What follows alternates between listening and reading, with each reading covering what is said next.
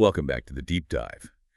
Today, we're doing something that feels almost illegal in the modern economy. It really does feel that way. Yeah, we are putting down the to-do list, we're ignoring the notifications, and we're looking at a text that makes a pretty aggressive suggestion that the most revolutionary, subversive thing you can possibly do right now is, well, absolutely nothing. It sounds like a joke, doesn't it?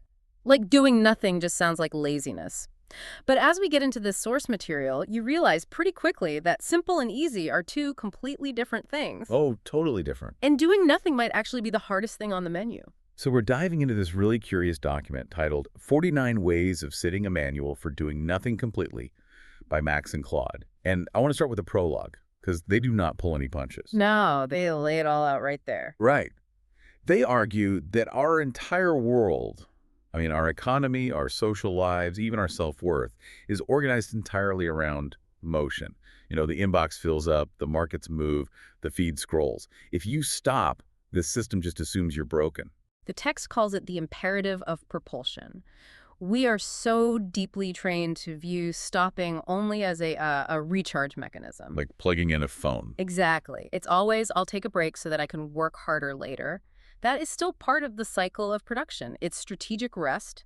Max and Claude are talking about something else entirely. They're talking about doing nothing as an end in itself. Which the modern world literally has no category for. It's like a syntax error in your brain. A glitch in the matrix. If you sit just to sit, you aren't consuming anything, you aren't producing anything, and you aren't optimizing yourself for future productivity.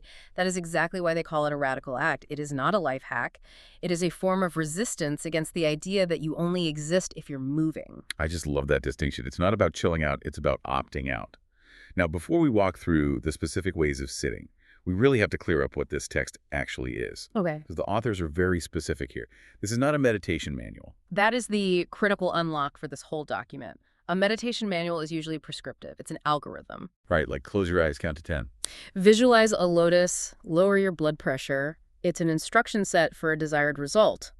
This text, however, claims to be a phenomenology. Okay, let's pause right there. Phenomenology is a heavy hitter in the philosophy department. We need to break that down for the listener who maybe skipped that particular class in college. Sure, yeah. Think of it like this. A driver's manual tells you how to operate the car, turn the wheel, press the brake. Phenomenology describes what it feels like to be moving at speed. Ah. It's a descriptive science. It dates back to Edmund Husserl, a philosopher who said we need to return to the things themselves. We spend so much time layering theories and opinions over our experience. Phenomenology just asks, what happens if we strip the theories away and just describe the raw data of experience as it hits us? So instead of telling you that you should feel calm, this text says, here is a field guide to what is actually happening in your body and mind when you finally start moving. Exactly. It's a map of the territory you are already standing in. And the structure is fascinating. They've organized these observations into 49 sittings, broken into 7 groups of 7. You've got the body, mind, emotions, perception, self, time, and the sacred. 7 times 7. Is that just an aesthetic choice by the authors, or is there something deeper going on there? It's a definite nod to the mandala structure. In a lot of traditions, 7 represents complete cycle, 7 days of creation, 7 notes in a scale. So 7 times 7 is a squared completeness. It represents the whole world circling back on itself. Wow. But what I really appreciate is that despite this sort of high-minded structure, they make a very low-stakes promise to the reader. They don't promise enlightenment. They don't promise you'll become a better person. They just say, the room is worth entering. Which is such a beautiful way to put it. The room being your own existence. So shall we enter? Let's do it. And we have to start where they start, which is the body. Specifically sitting. Number 1, sitting is weight. This one hits you immediately. Because we usually ignore gravity. Or worse, we treat it as an enemy. It's the thing that makes us tired, the thing we have to fight against just to get out of bed or walk down the street. It's infrastructure. Right, it's just the physics engine of the game of life. It's the obstacle we're constantly pushing against. But the text flips that entirely. It asks you to feel gravity as a faithful relationship. Think about that for a second. Gravity has never let you go. Not for a single second of your life. You are constantly being held by the earth. That is a massive shift in perspective. Usually, I feel like I am holding myself up. I'm tense, my shoulders are tight, I'm bracing against the world. That is the propulsion mindset again. We are so used to holding ourselves up that we forget we don't actually have to. When you sit as weight, you realize the chair is pushing back, the floor is pushing back. You can just let go. You can surrender the muscular effort of being you because the physics of the universe has you covered. It separates propelling yourself from resting in the holding. It's almost like a trust fall exercise with the planet itself. And that leads perfectly into sitting number 2. Sitting is breath. Now, obviously, every meditation tradition talks about breath.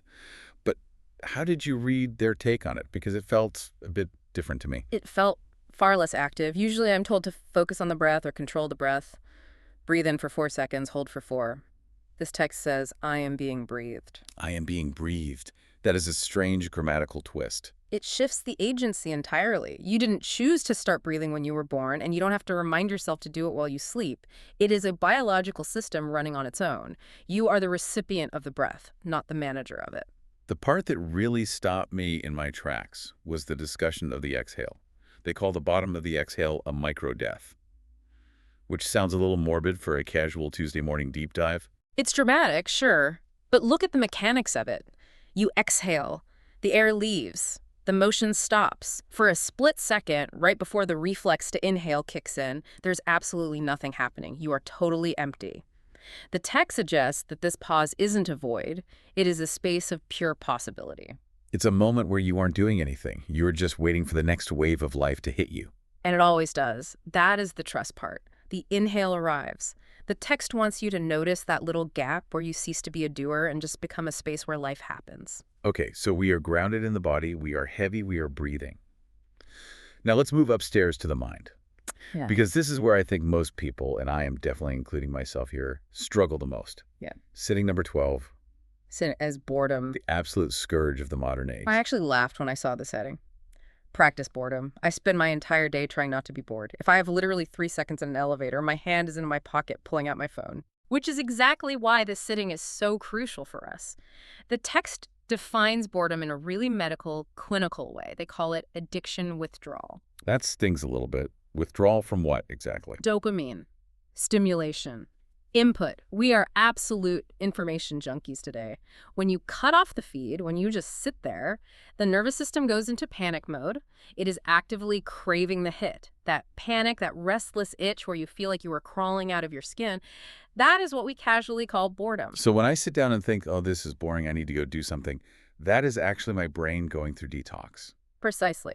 The authors argue that boredom is just a story the mind tells itself to get you to change the channel. It wants a distraction. But if you don't change the channel, if you stay in the boredom, what happens? The text says the story collapses and you're left with the texture. Right.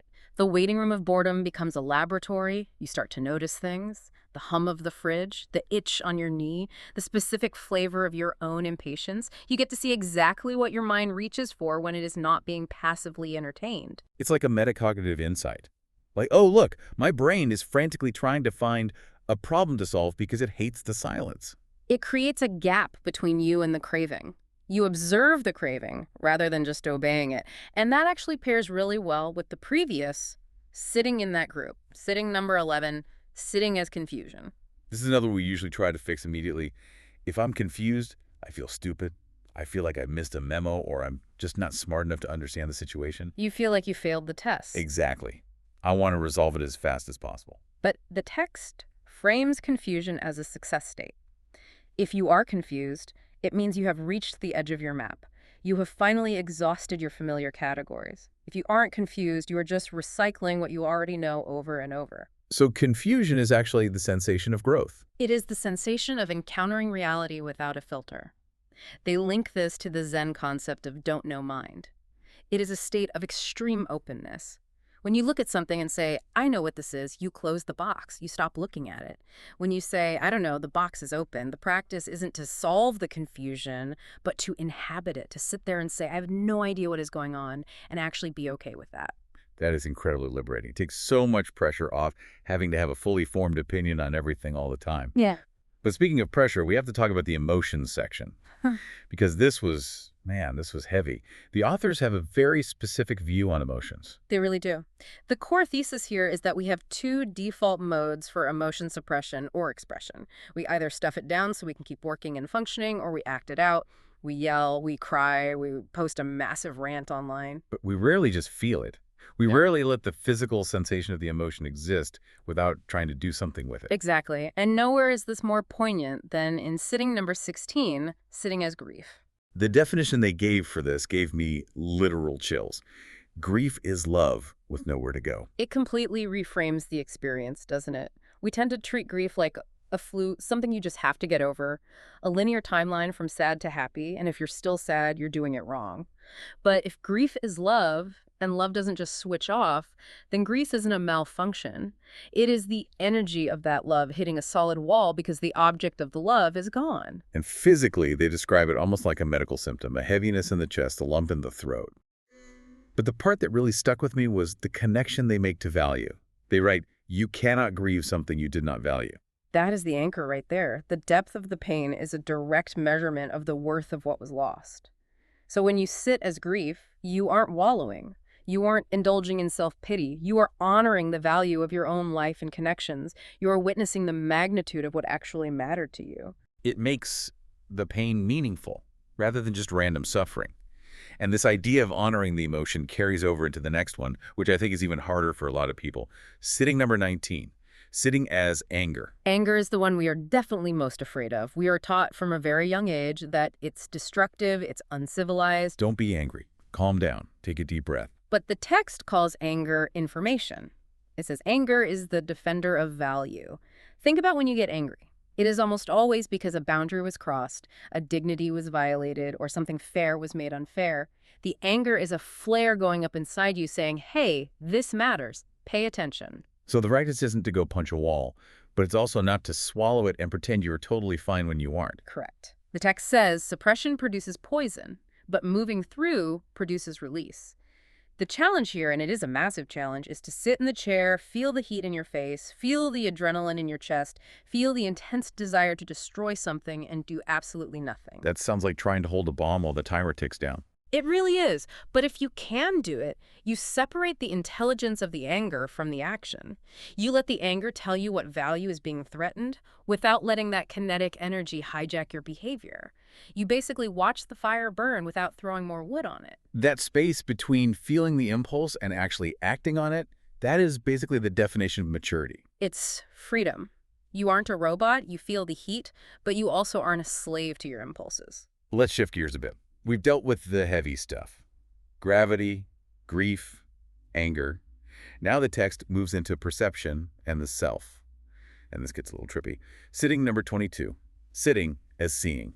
This is where we start to actively deprogram our interface with the world. The authors distinguish between purposive vision and receptive vision. Purposive is how I spend 99% of my day. Where are my keys? Is that car stopping? Where's the coffee? Right, you are looking for things. Your eyes are basically scanning the environment for labels and objects that you can either use or avoid. The practice of sitting as seeing is to stop looking for and just look at.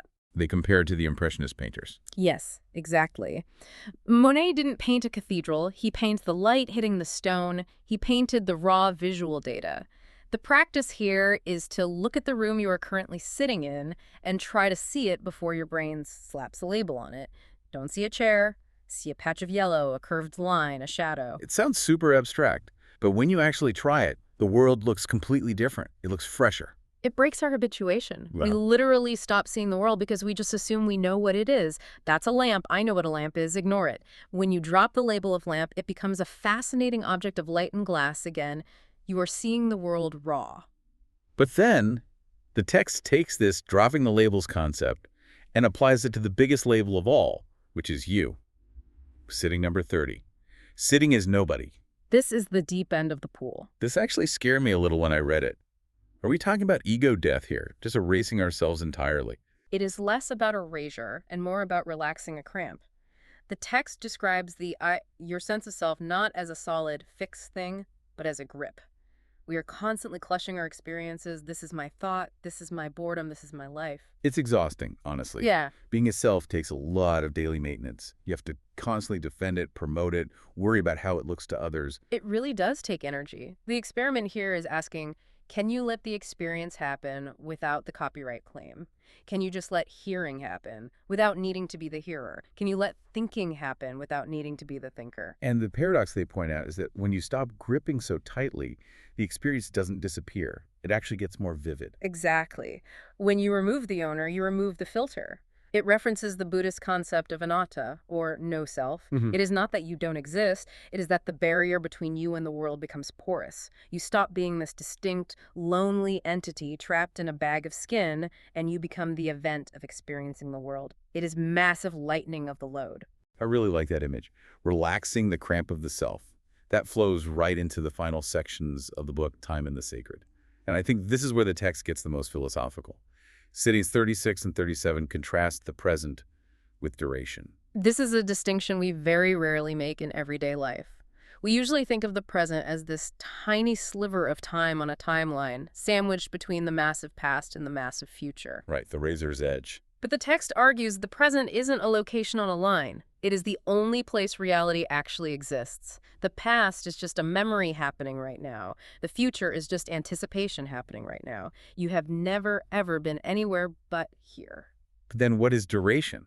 If everything is just the present, how do we experience time passing? Duration is the felt sense of the flow. And the key word the text uses for this is irreversibility. That is a heavy word. It is heavy, but it's the source of all value. The fact that this moment, this specific conversation we are having, this specific breath will never happen again is what makes it precious. If you could hit rewind and live this day 1,000 times, it would lose all its meaning. It would just be a video game. The sitting as duration practice is about feeling the preciousness of the disappearing moment. Which leads us, inevitably, to the ultimate disappearance. Sitting number 46, sitting as dying. I know listeners might flinch at this title, but the text is very, very clear. This isn't about being morbid or depressed. They phrase it as releasing voluntarily what will eventually be released involuntarily. That is the line right there. It is a practice of rehearsal. We spend our entire lives accumulating. We gather stuff. We gather memories. We gather status. Sitting as dying is practicing the art of letting all of that go. And the payout of that practice isn't despair, it is vitality. The text says, the body becomes more precious when its temporariness is felt. It is the ultimate reality check. When you realize the lease on this vehicle you're driving is temporary, you drive it with a lot more appreciation. You look at your hands, you look at your coffee cup, the sunlight coming through the window, and you realize this is a limited time offer. It wakes you up. And finally, after all these techniques, watching the breath, feeling the weight, dissolving the self, facing death, we arrive at the very last one, sitting number 49, sitting as sitting. We've come completely full circle. This is what the Zen tradition calls shikantaza, which translates roughly to just sitting. It feels almost anticlimactic. After 48 really complex mental moves, the final step is just sitting in a chair. But that is the radical shift we talked about at the very beginning of our conversation. In the other sittings, you were still kind of doing something. You were observing gravity, or you were reframing your anger, or dropping labels. In this final sitting, you drop the technique entirely. You were doing nothing in order to achieve nothing. That is the hardest part for me. In order to achieve nothing. My brain always wants a cookie at the end. I want to meditate so I can feel calmer, or be smarter, or be a better version of myself for work tomorrow. That is what they call gaining mind. That is the market economy living inside your head. Just sitting destroys that. The core philosophy here is that you aren't meditating to get enlightened down the road. The act of sitting is the expression of enlightenment itself. So there is absolutely no gap between the means and the end. Precisely. You aren't traveling to a destination. You have arrived. The sitting itself, in all its profound ordinariness, is the point. If you are sitting and you know you are sitting, that is enough. It is such a powerful landing point. We've gone from the raw heaviness of the body through the chaos of the mind and our emotions. We deconstructed who we think we are. We faced our own mortality, and we ended up just right here. It is a profound journey of integration. And I think it validates that promise from the prologue we mentioned earlier. The room is worth entering. It really does. Because we spend so much of our time trying to exit the room, trying to get to the next thing, the better thing, the future thing. This text essentially grabs you by the shoulders and says, look at where you are right now. It is actually incredible. It invites us to stop treating our lives as a problem that needs to be solved. We are so busy managing our existence that we completely forget to inhabit it. The text asks us to trust that if we stop all the frantic propulsion, what remains isn't a dark void. It is a fullness. And that brings us to our final thought for you, the listener. We have called this a deep dive, but really, it is a challenge. Max and Claude call this a manual for doing nothing completely. So here's the question for you to mull over. If you stop propelling yourself forward, if you stop trying to get to the next moment for just 20 minutes today, what might catch up to you? It might be boredom. It might be a grief you've been successfully outrunning for years. Or it might be a joy you didn't even know was sitting there waiting for you. Whatever it is, the source material leaves us with one final, very comforting assurance. The body knows how to sit. It has been waiting for you to stop instructing it. It really has. Thanks for diving deep with us. We will see you next time.